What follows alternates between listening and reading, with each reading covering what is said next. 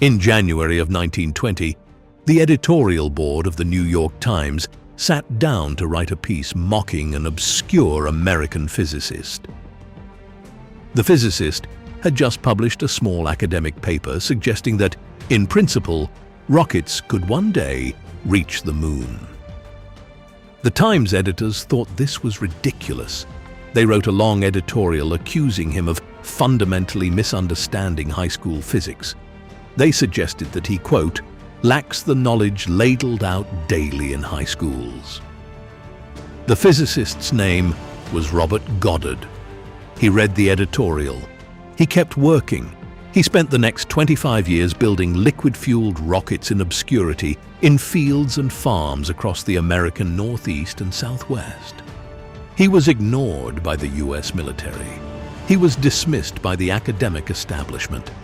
He watched, year by year, as German engineers across the Atlantic used principles he had pioneered to build the most advanced rocket on Earth. He died in 1945. The New York Times printed an apology. It came 24 years too late. This is the story of the American physicist who almost everyone laughed at, and whose ideas, decades after he died, would carry humans to the moon. Robert Hutchings Goddard was born in 1882 in Worcester, Massachusetts. He was a quiet child, often sick, spent long stretches of his childhood reading. One of his favorite books, like many children of his generation, was H.G. Wells's War of the Worlds, a science fiction novel about a Martian invasion of Earth. In October of 1899, when Goddard was 17 years old, something happened that he would later describe as the defining moment of his life. He climbed a cherry tree in his family's backyard to trim some branches. While he was sitting in the tree, looking out at the New England landscape, he found himself imagining what it might be like to build a device that could travel from Earth to Mars. He climbed down a different person. For the rest of his life, October 19th would be a private holiday for him. He called it Anniversary Day. Every year, on that date, he made it a point to do at least one thing related to his rocket research. Goddard earned a doctorate in physics at Clark University in Worcester. He took a teaching position there and began his own research into propulsion.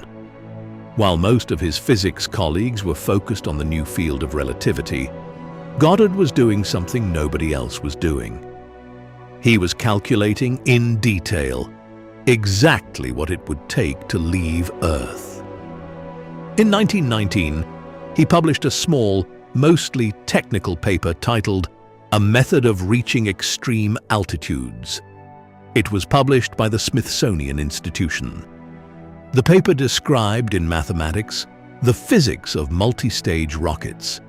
It analyzed the theoretical performance of various propellant combinations, and in a brief speculative passage near the end, it suggested that, in principle, a rocket could one day reach the moon, and that you could prove it had arrived there by detonating a charge of flash powder on impact, visible from Earth through a telescope.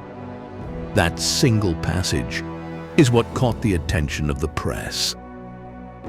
The January 13, 1920 edition of the New York Times carried an editorial titled simply, "A Severe Strain on Credulity." The editorial board attacked Goddard's lunar suggestion as scientifically illiterate. They argued that a rocket could not work in space because there is nothing for the exhaust to push against, and therefore, in their view, a rocket could only function inside an atmosphere. This is, of course, completely wrong. Rockets work by Newton's third law. The exhaust gases moving in one direction push the rocket in the opposite direction. They do not need an atmosphere to push against. A vacuum, in fact, is the best possible environment for a rocket because there is nothing to slow it down. The underlying physics had been understood since Newton's time. The Times editorial board had it wrong, but the damage was done. The editorial was widely read. Goddard was publicly embarrassed. The American scientific establishment treated his work from that point forward with increased skepticism. The editorial contributed to the perception that his ideas were impractical. He never wrote a public response. He simply went back to work. On March 16, 1926, in a field in Auburn, Massachusetts, Robert Goddard launched the first liquid-fueled rocket in history. It was small, about 3 meters tall. It rose only about 12.5 meters into the air and traveled about 56 meters horizontally before crashing into a frozen cabbage patch. The flight lasted under 3 seconds, but it was the proof of concept. Every modern rocket, every Falcon 9, every Starship, every Saturn V, every Atlas, every Soyuz is a direct descendant of that small, tumbling experimental vehicle from a Massachusetts cabbage field. Almost nobody noticed at the time. The American military expressed only mild interest. American universities largely ignored him. American newspapers, when they covered him at all, often treated him as an eccentric curiosity. Goddard moved his experiments to Roswell, New Mexico, where the wide-open desert gave him room to launch larger rockets without bothering his neighbors.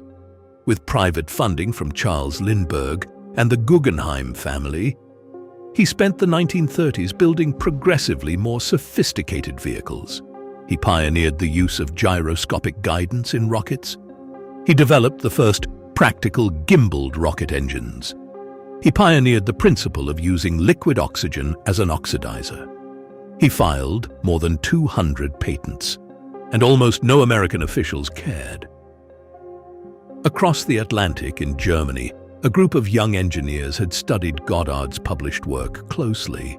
Their leader was named Wernher von Braun. They were building rockets too. By the late 1930s, under contract with the Nazi German military, they were developing what would eventually become the V-2, the first long-range ballistic missile in history, used by Nazi Germany to bomb London and other Allied cities during the final years of World War II. The V-2 used technologies that Goddard had pioneered: gimbaled thrust, gyroscopic guidance, liquid oxygen as oxidizer. The German engineers acknowledged Goddard's influence in private. Von Braun himself reportedly said, after the war, that Goddard had been ahead of all of them. He had simply been ignored by his own country. Goddard, by then dying of cancer, was furious. He had spent 2 decades trying to interest the US military in rocketry. They had refused to listen. Now, German rockets were falling on London. He died on August 10th, 1945, 4 days after the United States dropped an atomic bomb on Hiroshima. He was 62 years old. In July of 1969, the American Apollo 11 mission landed 2 astronauts on the moon. The rockets that carried them there, the Saturn V, had been built by Wernher von Braun, working for NASA after the war. But many of the technologies incorporated into the Saturn V, including liquid propulsion, gimbaled thrust, and advanced guidance systems, had been pioneered by Goddard decades earlier, in obscurity.